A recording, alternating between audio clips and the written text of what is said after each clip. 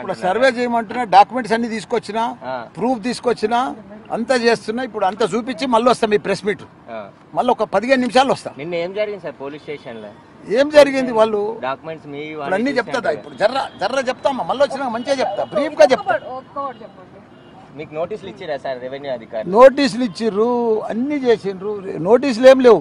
ఆ ల్యాండ్ మాది, 40 ఏళ్ళ సది కంపౌండ్ వాళ్ళు ఉంది. ధూల్చంద్ అనే మార్వాడి సెట్. మేము 14 ఏళ్ళు మేము కొనుక్కొని, ప్లాన్లు ఉన్నాయి, సేల్డ్ ఉన్నాయి, డాక్యుమెంట్ ఉన్నది, అన్నీ ఉన్నాయి. వాళ్ళు ల్యాండ్ గ్రాబర్స్ ఒక ముఠా తయారయ్యి వాళ్ళు 5 కోట్లకు బాంబే గణేష్ అని తన మాట్లాడుకొని ఒక 10 మంది దీన్ని రిజిస్టర్ చేసుకొని మా ల్యాండ్ గ్రాబర్ అనే సుధామ్ అని రిజిస్టర్ చేసి ఆయన 4 ఎకరాలు 24 గుంటలు గవర్నమెంట్లో పోయింది, మిలిటరీలో పోయింది రోడ్ అవతలకి. దీంట్లో 4000 గజాలు 2015లో ఇప్పుడు ఆ సేల్డీట్ కూడా తెచ్చిన. అది చేసి వీళ్ళు 10 మంది చేసుకొని నా దాని మీదకి కబ్జాకు వస్తున్నారు. దాని మీద ఇప్పుడు రాత్రి వచ్చి 100 మంది వచ్చి ఫెన్సింగ్ వేసి గోడ కట్టి రేకులతో షీట్లు కట్టి అన్నీ చేసి దౌర్జన్యంగా నిన్న 100 మంది వచ్చారు. వాళ్ళకు కూడా పొద్దున వాళ్ళ పోలీసు వాళ్ళు కూడా సపోర్ట్ చేశారు.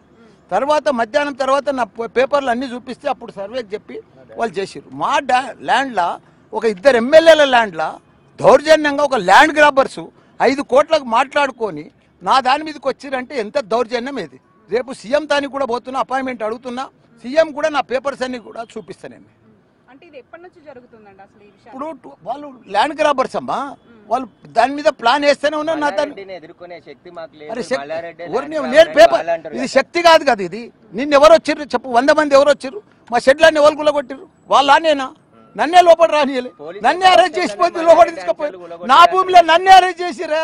ఇది గమ్మత్తున్నది, విచిత్రం ఉంది. నాకు గమ్మత్ అనిపించింది. 2 ఎమ్మెల్యేల జాగల నీకు మమ్మల్ని అరెస్ట్ చేసి మమ్మల్ని తీసుకుపోయారు పోలీస్ స్టేషన్ కు. మా జాగల మమ్మల్ని ఉండొద్దని చెప్పారు. వాళ్ళకేమో మంచి మర్యాదలు ఇస్తారు.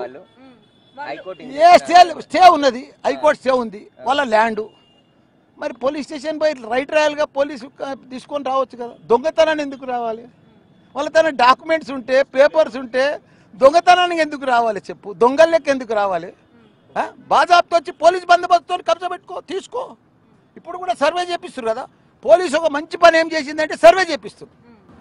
ఇప్పుడు అదే పేపర్ జరిచి వస్తారు, రాత్రి దొరికినవి వాళ్ళకి ఇచ్చి మళ్ళీ వస్తారు. మోర్ డీటెయిల్స్ మా ప్రతినిధి సురేష్ అందిస్తారు. సురేష్, 2011లోనే ల్యాండ్ కొన్నామంటూ మల్లారెడ్డి ఆరోపిస్తున్నారు. అయితే ఈ సర్వే తర్వాత ఈ భూమి ఎవరిది అనే క్లారిటీ వచ్చే అవకాశం ఉందా?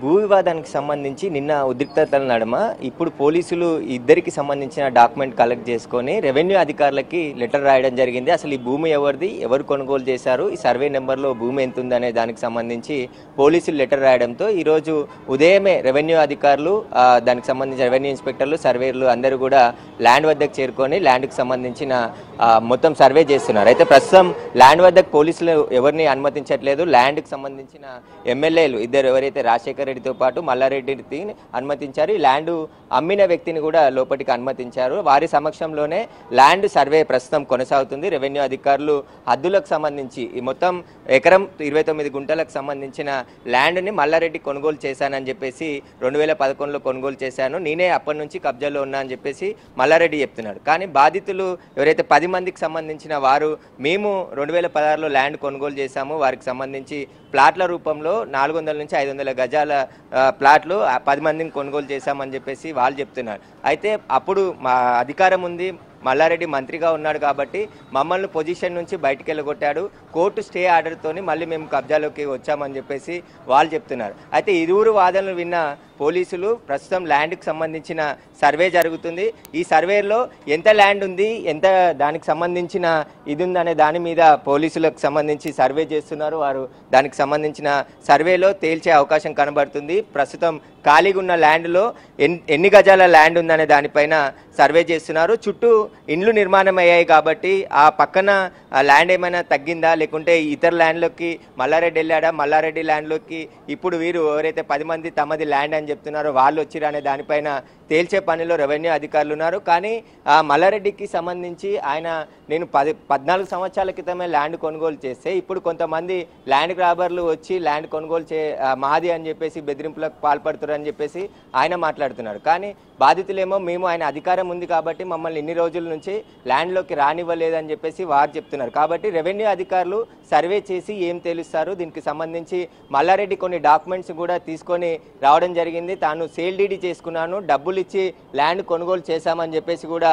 వాళ్ళు చెప్పడం జరుగుతుంది. ఆ డాక్యుమెంట్స్ని కూడా రెవెన్యూ అధికారులకి ఇటు పోలీసులకు కూడా తీసుకెళ్లి చూపిస్తానని చెప్పేసి కూడా కొద్దిసేపటి క్రితమే మీడియాతో మాట్లాడి అక్కడికి వెళ్ళాడు. మళ్ళీ తిరిగి వచ్చిన తర్వాత పూర్తి వివరాలతో ప్రెస్ మీట్ కూడా ఏర్పాటు చేసి చెప్తా అంటున్నాను. కానీ మల్లారెడ్డికి సంబంధించి అధికారంలో ఉన్నప్పుడు కూడా ఈ ల్యాండ్ కబ్జాకు సంబంధించిన ఆరోపణలు వచ్చాయి. ఇప్పుడు ఎమ్మెల్యేగా ఉన్నప్పుడు కూడా ఇప్పుడు మళ్ళీ ఈ ల్యాండ్ సంబంధించిన కబ్జాలు ఆరోపణలు వస్తున్నాయి. కాబట్టి దీనిపైన పూర్తి దర్యాప్తు చేసి మాకు న్యాయం చేయాల్సిందిగా అని చెప్పేసి ఇప్పుడు ఎవరైతే బాధితులమని చెప్తున్నారో 15 మంది వారు చెప్తున్నారు. ఇప్పుడు రెవెన్యూ అధికారులు ఏం తేలుస్తారు, దీంట్లో ల్యాండ్ 2 ఎకరం 29 గుంటల ల్యాండ్కు సంబంధించి ప్రాపర్టీ ట్యాక్స్, కరెంటు బిల్లు వీటన్నిటిని కూడా మేమే చెల్లిస్తున్నామని చెప్పేసి కూడా మల్లారెడ్డి అల్లుడు రాజశేఖర్ రెడ్డి చెప్తున్నారు. కాబట్టి దీనిపైన వివాదం నిన్న ఉద్రిక్త పరిస్థితుల నడుమ మొత్తం ఇక్కడ సైబరాబాద్ ఎస్ఓటీ పోలీసులతో పాటు పేట్ బషీర్బాగ్ పోలీసులు కూడా మోహరించారు. 200 మీటర్ల వరకు కూడా భారీ గేట్లు ఏర్పాటు చేసి ఇక్కడ నుంచి ఎవరిని కూడా ల్యాండ్ వద్దకి ప్రస్తుతం అనుమతించలేదు. ఎందుకంటే అక్కడ ల్యాండ్ ఆర్డర్ ఇష్యూ వచ్చే అవకాశం ఉంది, ఇరు వర్గాలు కొట్టుకునే అవకాశం కూడా ఉంటుంది. కాబట్టి ముందు జాగ్రత్త చర్యగా భారీ పోలీసు బందోబస్తు అయితే ఇక్కడ ఏర్పాటు చేయడం జరిగింది. రెవెన్యూ అధికారులు ఏం చెప్తారనేదే ఇప్పుడు క్వశ్చన్ మార్క్గా ఉంది. Thank you.